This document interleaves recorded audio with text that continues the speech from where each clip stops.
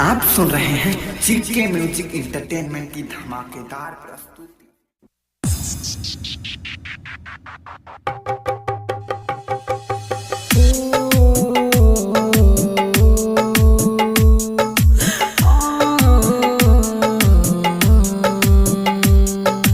DJ Manish Raxaul मरेंगे तेरे गम में, एक बार जरूर देख लेना। जब निकलेगी मेरी जनाजा अपने आंखों से देख लेना। सुननी हो सपनवा तुहरा नबूतराता, तू छोड़ दे जान हमें रहे न पता। सुननी हो सपनवा तुहरा नबूतराता, तू छोड़ दे जान हमें रहे न पता। काहे ऐसन करता हर जाई, सोची तोहर बात हमर दिलवा दुखाता। सुननी हो सपनवा तोहर नबूतराता, तू छोड़ दे जान हमें रहे न पता। काहे ऐसन करता हर जाई, सोची तोहर बात हमर दिलवा दुखाता। सुननी हो सपनवा तोहर नबूतराता, तू छोड़ दे जान हमें रहे न पता। कुछ दिल की मजबूरियाँ थी, कुछ किस्मत के मारे थे, साथ हो भी छोड़ गए जो जान से ज्यादा प्यारे थे। Mix by super recording studio Sugauli. तुहर शादी फेर न फिर के मन करेला करे जदी बोले दस चिर के।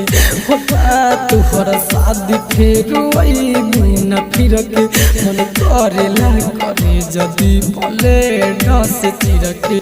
हम घरे के नहीं न घाटे के भैनी, तू छोड़ देल काहे कसूर कवन पैनी। तू छोड़ देल काहे कसूर कवन पैनी। हो तू बेच देलू दिल दूसरा से बुझाता, तू छोड़ दे जान हमें रहे न पता।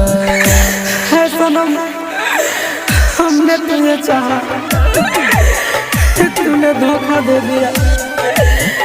जिंदगी भर के लिए एक चीज अनोखा दे दिया।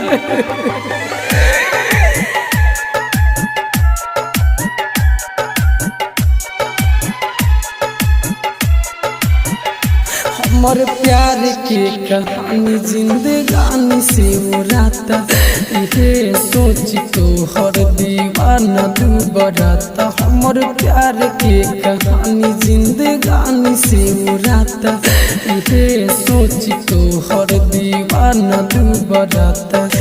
राइटर बुझाए समझ प्रेमी से कुछ बताइलो न भइल कवन कमी। हो पूछाऊ बतैलू न भइल कवन कमी। हो नीचे सबूरू से जुड़ लेलू नाता, तू छोड़ दे जान हमें रहे न पता।